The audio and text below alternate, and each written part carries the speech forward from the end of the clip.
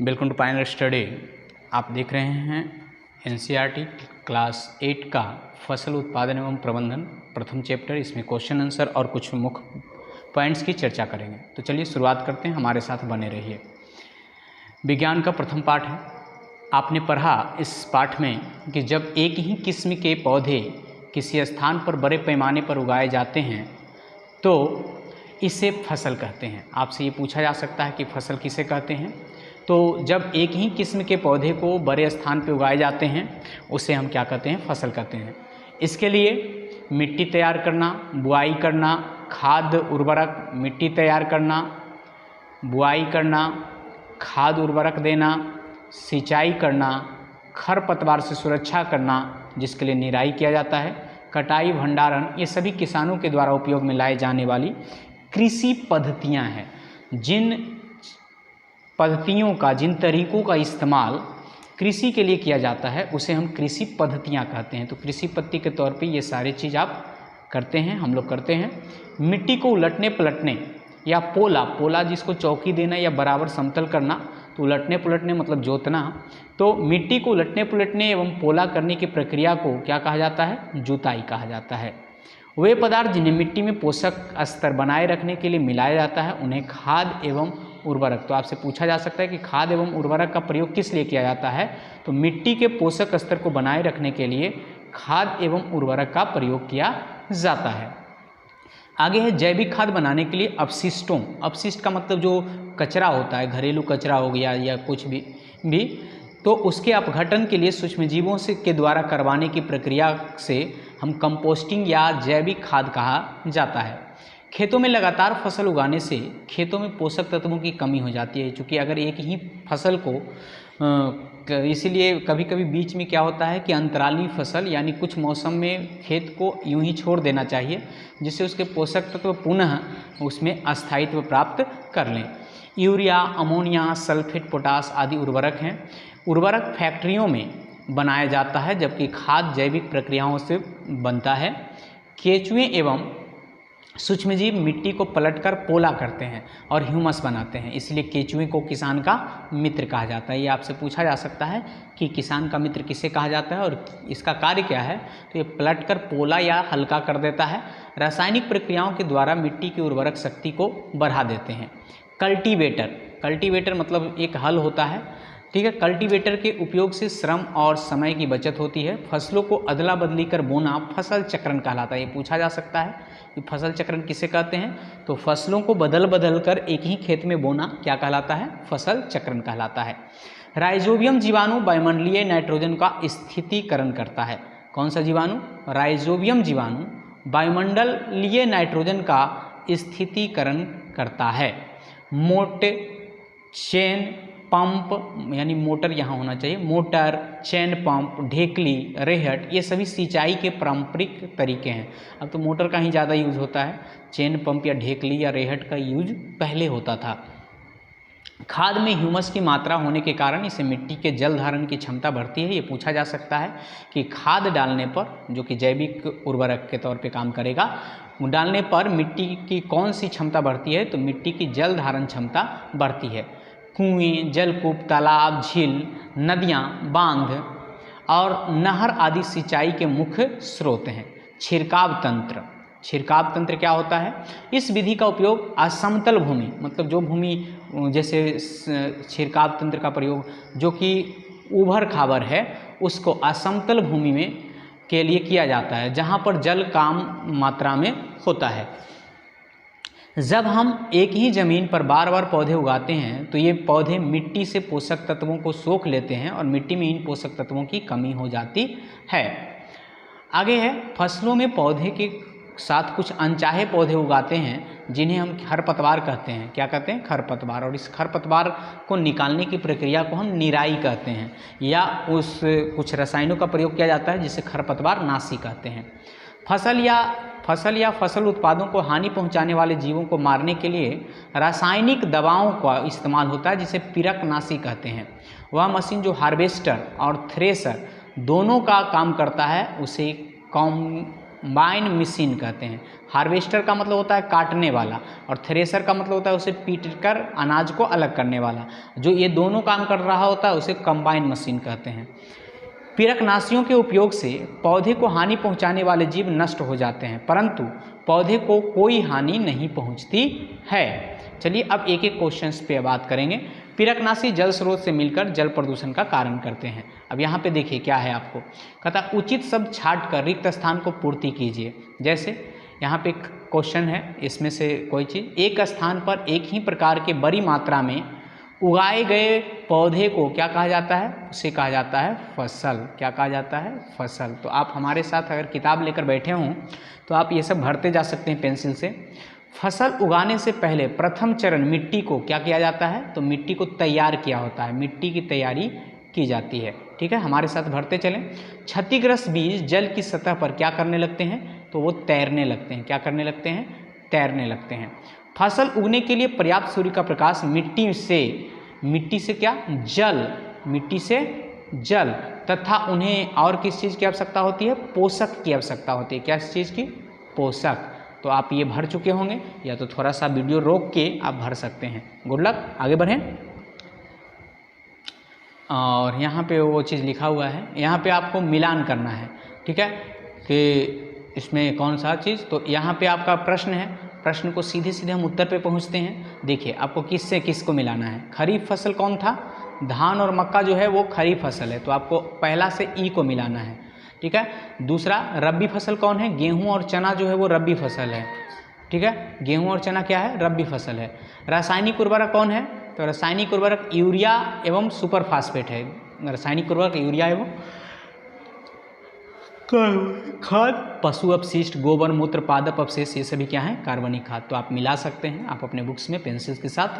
निम्नलिखित में किन्हीं दो उदाहरण दीजिए। चलिए देखते हैं। खरीफ फसल का उदाहरण गेहूं और चना आप लिख सकते हैं। रबी फसल का उदाहरण धान और मक्का लिख सकते हैं। आगे निम्नलिखित में अपने शब्दों को में एक एक पैराग्राफ लिखिए। तो देखिए, मिट्टी की तैयारी, बुआई, निराई, थ्रेशरिंग। तो चलिए एक एक करके पढ़ते हैं। मिट्टी की तैयारी क्या है? मिट्टी तैयार करना कृषि की पहली प्रक्रिया है। ये पूछा जा सकता है कि कृषि की पहली प्रक्रिया कौन सी है? तो मिट्टी तैयार करना है। इसमें सबसे पहले जुताई की जाती है। क्या की जाती है? जुताई, जिससे मिट्टी को पलटा जाता है। तो सबसे पहले तो जुताई, यहाँ पे जुई नहीं जुताई होना चाहिए। और इसमें क्या किया जाता है? मिट्टी को पलटा जाता है, पोला किया जाता है। उसके बाद जुताई की क्रिया हल या ट्रैक्टर से की जाती है। पूछा जा सकता है, या हल या ट्रैक्टर जिसको क्या कहते हैं? कल्टीवेटर का उपयोग किया जाता है। मिट्टी पोला करने में इससे जड़ें गहराई तक जाती है। मिट्टी पोला करने से क्या होती है? तो जड़ें गहराई तक जाती हैं, मिट्टी हल्की हो जाती है। और पोली मिट्टी में रहने वाले सूक्ष्मजीव की वृद्धि तेजी से होती है, करने में सहायता करती है। पोली मिट्टी में जल धारण की क्षमता भी अधिक हो जाती है। तो क्या क्या है? पोली मिट्टी में जल धारण की क्षमता बढ़ जाती है और जड़ तेजी से विकसित करता है। दूसरा क्या लिखा हुआ था? बुआई के बारे में। तो बुआई कृषि की दूसरी महत्वपूर्ण प्रक्रिया है। एक तो है मिट्टी की तैयारी मतलब जुताई, दूसरी क्या है?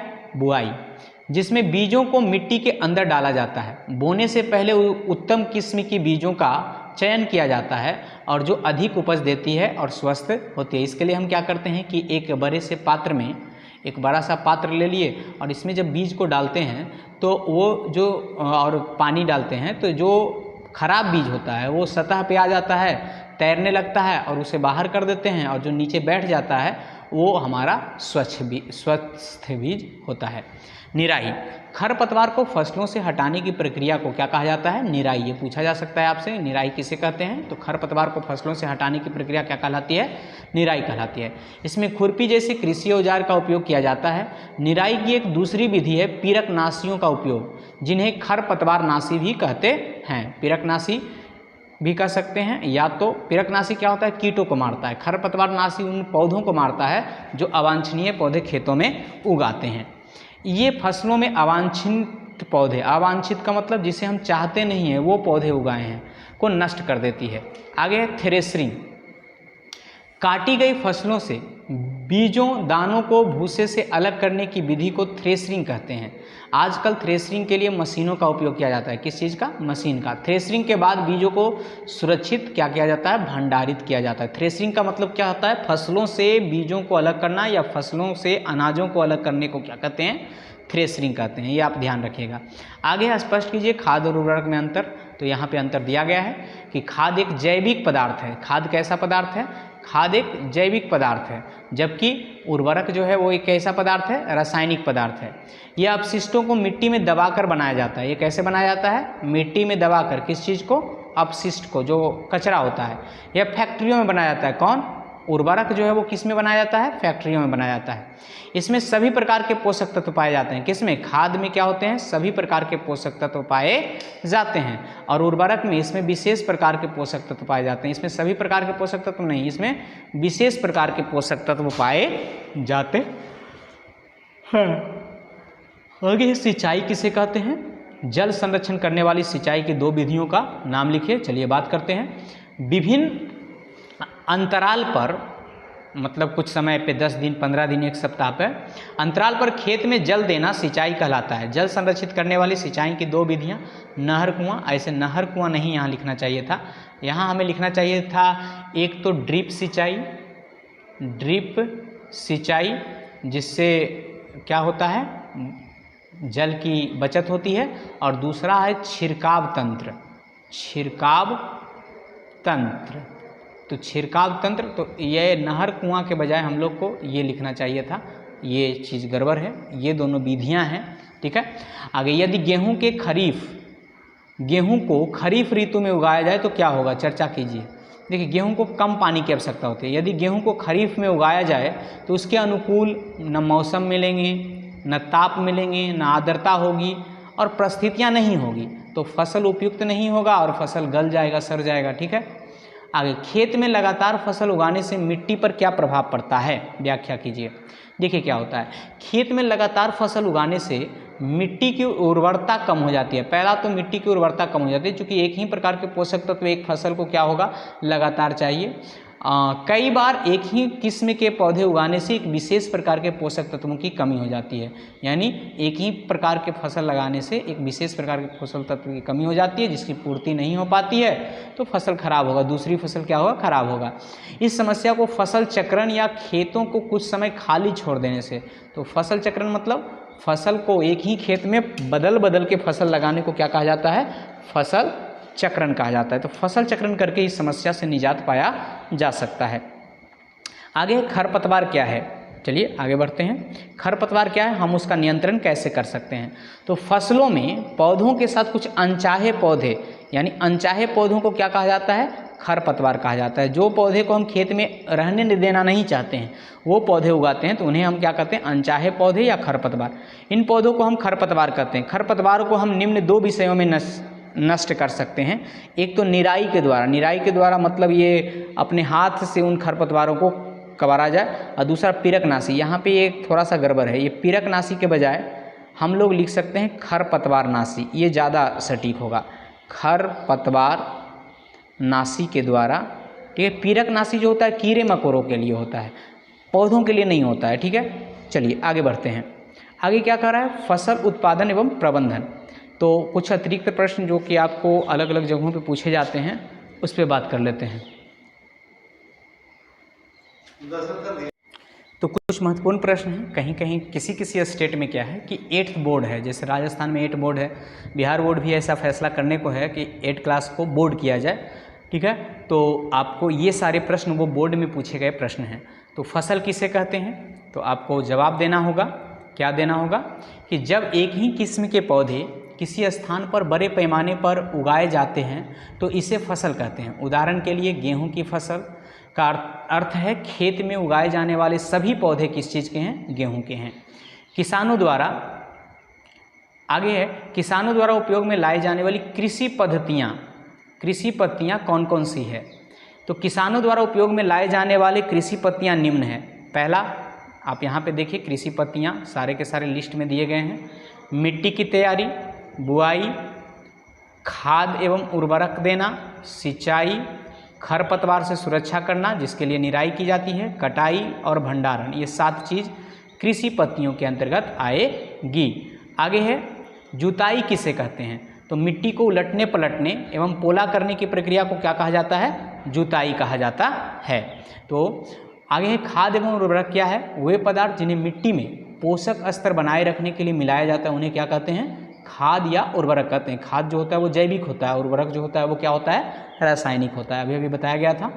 सीड ड्रिल क्या है, इससे क्या होता है कि बुआई करने में मदद मिलता है और निश्चित दूरी पे यह उपकरण बुआई के लिए ट्रैक्टर में उपयोग किया जाता है। इसका उपयोग निम्न फायदे हैं, इसके द्वारा बीजों में समान दूरी एवं गहराई बनी रहती है, बुआई के बाद बीज मिट्टी द्वारा ढक जाते हैं और इसके उपयोग से श्रम और समय दोनों की बचत होती है। आगे जैविक खाद बनाने के लिए अपशिष्टों का अपघटन किसके द्वारा होता है, तो सूक्ष्मजीवों के द्वारा होता है। खेतों में लगातार फसल उगाने से क्या हानियां हैं, तो खेतों में लगातार फसल उगाने से खेतों में पोषक तत्व की कमी हो जाती है। 3 उर्वरकों के नाम लिखिए, तो यूरिया, अमोनिया सल्फेट, पोटास, ठीक है। खाद और उर्वरक में क्या अंतर है, खाद और उर्वरक में निम्न अंतर है। देखिए हम लोग पहले भी बात कर चुके हैं कि खाद जो होता है जैविक पदार्थ होता है, खाद क्या होता है, जैविक पदार्थ होता है, और उर्वरक जो होता है वो रासायनिक पदार्थ होता है। यह अपशिष्ट पदार्थ को मिट्टी में दबाकर बनाया जाता है, खाद अपशिष्ट पदार्थों को मिट्टी में दबाकर बनाया जाता है, जबकि उर्वरक फैक्ट्रियों में बनाया जाता है। इसमें सभी प्रकार के पोषक तत्व पाए जाते हैं, किसमें, खाद में सभी प्रकार के पोषक तत्व पाए जाते हैं, जबकि उर्वरक में एक विशेष प्रकार के पोषक तत्व पाए जाते हैं।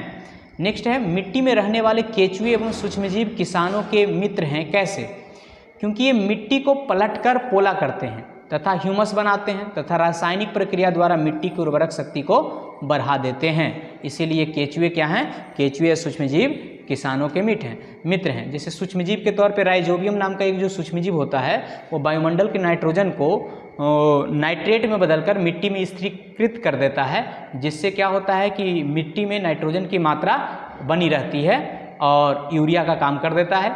कल्टीवेटर किसे कहते हैं, आजकल जुताई ट्रैक्टर द्वारा संचालित कल्टीवेटर के द्वारा होती है। कल्टीवेटर के उपयोग से श्रम और समय की बचत होती है और जुताई भी अच्छे गुणवत्ता के साथ होती है। फसल चक्रण क्या है, तो फसलों को अदल बदल कर बोना क्या कहलाता है, फसल चक्रण कहलाता है। उस जीवाणु का नाम बताइए जो वायुमंडलीय नाइट्रोजन का स्थिरीकरण करते हैं, तो वो कौन सा है, राइजोबियम जीवाणु। ये क्वेश्चन बहुत बार पूछा गया है। सिंचाई के पारंपरिक तरीके कौन कौन से हैं, तो मोटर, यहाँ पे मोट नहीं है, यहाँ पे क्या होना चाहिए, यहाँ पे होना चाहिए आपका मोटर, चेन पंप, ढेकली और रेहट, ठीक है। खाद के क्या लाभ हैं, चलिए बात कर लेते हैं। इसमें मिट्टी की जल धारण क्षमता बढ़ती है, खाद से क्या होती है, जल धारण क्षमता बढ़ती है, जल धारण क्षमता बढ़ती है। इसमें मिट्टी भुरभुरी और सरंध्र हो जाती है। इससे मित्र जीवाणुओं की संख्या में वृद्धि हो जाती है, किसमें, खाद से मित्र जीवाणुओं की संख्या में वृद्धि हो जाती है। जैविक खाद से मिट्टी का गठन सुधर जाता है, क्या हो जाता है, मिट्टी का गठन जैविक खाद से सुधर जाता है। कहता है सिंचाई के मुख्य स्रोत के नाम बताइए, तो सिंचाई के मुख्य स्रोत हैं कुएं, जलकूप, तालाब, झील, नदियाँ, बांध, नहर, ये सभी जो हैं वो मुख्य स्रोत हैं। मतलब पहले होता था, अब तो मोटर ही मुख्य स्रोत ट्यूबवेल, ये सब। सिंचाई के आधुनिक तरीके कौन कौन से हैं, तो सिंचाई के आधुनिक तरीके हैं छिड़काव तंत्र, ठीक है। इस विधि से उपयोग असमतल भूमि, ये आपसे बार बार पूछा जा सकता है कि छिड़काव तंत्र का उपयोग किस भूमि के लिए उपयुक्त मानी जाएगी, असमतल भूमि के लिए क्या जाता है, जहाँ पर जल कम मात्रा में उपलब्ध होता है। ड्रिप तंत्र रेगिस्तानी के क्षेत्र के लिए काफ़ी सहायक होता है। इस विधि से जल बूंद बूंद करके उसके जड़ पे गिराया जाता है फसलों के, अतः इसे ड्रिप तंत्र कहा जाता है। आगे मिट्टी में पोषक तत्व की कमी हो जाती है, कैसे, तो जब हम एक ही जमीन पर बार बार पौधे उगाते हैं तो ये पौधे मिट्टी में से पोषक तत्वों को सोख लेते हैं और मिट्टी में इन पोषक तत्वों की क्या हो जाती है, कमी हो जाती है। उर्वरक किसे कहते हैं, तो किन्हीं 2 उर्वरकों के नाम लिखें, तो मिट्टी की उर्वरक शक्ति को बढ़ाने वाले तत्वों को उर्वरक कहते हैं, जो मिट्टी की उर्वरक शक्ति को बढ़ा देता है, जैसे यूरिया एवं फास्फेट। आगे खरपतवार किसे कहते हैं, तो फसलों में पौधों के साथ कुछ अनचाहे पौधे भी उगाते हैं, इन पौधे को हम क्या कहते हैं, खरपतवार कहते हैं। पिरकनाशी किसे कहते हैं, ये सब छोटे छोटे प्रश्न हैं, परंतु एग्जाम के लिए, खासतौर पे बोर्ड एग्जाम के लिए बहुत इंपॉर्टेंट प्रश्न है। अगर 8वीं बोर्ड होती है आप लोगों की, या आपके स्टेट में अगर हो रहा है 8वीं बोर्ड, तो ये सब प्रश्न पूछे हुए प्रश्न हैं। फसल या फसल उत्पादों को हानि पहुंचाने वाले जीवों को मारने वाली रासायनिक दवाओं को क्या कहा जाता है? पीड़कनाशी कहते हैं। खरपतवार को हम किन विधियों से नष्ट कर सकते हैं? तो खरपतवार को हम निम्न 2 विधियों से नष्ट कर सकते हैं, निराई के द्वारा और पीड़कनाशी के द्वारा। यहाँ पे थोड़ा सा गड़बड़ लिखा हुआ है, यहाँ आपको पीड़कनाशी ना लिख के क्या लिखना चाहिए? यहाँ आपको लिखना चाहिए खरपतवारनाशी। क्या? खरपतवारनाशी। आगे है, किसी खेत में एक ही फसल को बार बार बोने से क्या हानियाँ हो सकती है? तो किसी खेत में एक ही फसल को बार बार बोने से एक ही प्रकार का जो पोषक तत्व होगा वो उस फसल के द्वारा ग्रहण किया जाएगा, तो उसकी कमी हो जाएगी। आगे है आपका प्रश्न कि वह कौन सा जीवाणु है जो मिट्टी की उर्वरता को बढ़ाता है, या दालों की फसलों में जड़ों में कौन सा जीवाणु पाया जाता है? तो उसका सही जवाब आपका क्या है? राइजोबियम नामक जीवाणु, जो वायुमंडल के नाइट्रोजन को क्या करता है? नाइट्रेट में बदल देता है। ठीक है, आगे बढ़ते हैं। तो आगे है आपका, कृषि उत्पाद में तेजी से वृद्धि हुई, इसे हरित क्रांति कहते हैं। तो हरित क्रांति किसे कहते हैं? कृषि उत्पादन में तेजी से वृद्धि होने को क्या कहा जाता है? हरित क्रांति। 2 पीड़कनाशियों के नाम लिखिए, तो 2,4-D। ठीक है, आगे हार्वेस्टर किसे कहते हैं? तो वह मशीन जिससे फसलों की कटाई की जाती है उसे क्या कहा जाता है? हार्वेस्टर कहा जाता है। थ्रेशरिंग किसे कहते हैं? काटी गई फसलों को बीजों या दानों भूसे से अलग करने की विधि को क्या कहा जाता है? थ्रेशरिंग कहा जाता है। कंबाइंड मशीन किसे कहते हैं? तो वह मशीन जो हार्वेस्टर और थ्रेशर, मतलब कटाई और पिटाई, या उसको बोल सकते हैं कि फसल को अलग करने वाला, धुनाई, दोनों का कार्य करता है, कंबाइंड मशीन कहलाता है। आगे खेत में लगातार फसल उगाने से मिट्टी पर क्या प्रभाव पड़ता है? व्याख्या कीजिए। तो खेत में लगातार फसल उगाने से मिट्टी की उर्वरता कम हो जाती है। कई बार एक ही किस्म के पौधे उगाने से एक विशेष प्रकार के पोषक तत्व की कमी हो जाती है, और इस समस्या को फसल चक्रण या खेतों को कुछ समय खाली छोड़कर हल किया जा सकता है। आगे प्रश्न है, पीड़कनाशियों के उपयोग से होने वाले लाभ एवं हानि का वर्णन कीजिए। तो पीड़कनाशियों का उपयोग से होने वाले लाभ या हानि। पीड़कनाशी के उपयोग से पौधे को हानि पहुंचाने वाले जीव नष्ट हो जाते हैं, परंतु पौधे को कोई हानि नहीं पहुंचती। पौधे रोग मुक्त रहते हैं तथा फसल उत्पादन अधिक होता है। हानियाँ क्या है? पीड़कनाशी के उपयोग से कुछ लाभदायक कीट एवं सूक्ष्मजीव भी नष्ट हो जाते हैं। जलीय जीवों एवं पौधों में धीरे धीरे इनका सांद्रण होने लगता है, क्योंकि रसायन सूक्ष्मजीवों के द्वारा अपघटित न होने के कारण लंबे समय तक मिट्टी एवं जल में बने रहते हैं और फिर खाद्य श्रृंखला में प्रवेश कर जाते हैं, जो सभी जीवों के साथ साथ मनुष्यों में भी रोग उत्पन्न करने के लिए उत्तरदायी होते हैं। यह जल स्रोत से मिलकर जल प्रदूषण के कारण बनते हैं। पीड़कनाशियों के उपयोग में आनुवांशिकी रोग उत्पन्न कर देते हैं। आगे आपका कुछ और भी प्रश्न हैं, तो इन प्रश्नों को आप, वही चीज़ रिपीट हो गया है, ठीक है, तो इन प्रश्नों का PDF आपको टेलीग्राम पे मिल जाएंगे, और बाकी चीज़ आप खुद से तैयार कीजिएगा, क्योंकि उसी प्रश्न को यहाँ पे बार बार टाइप कर दिया गया है।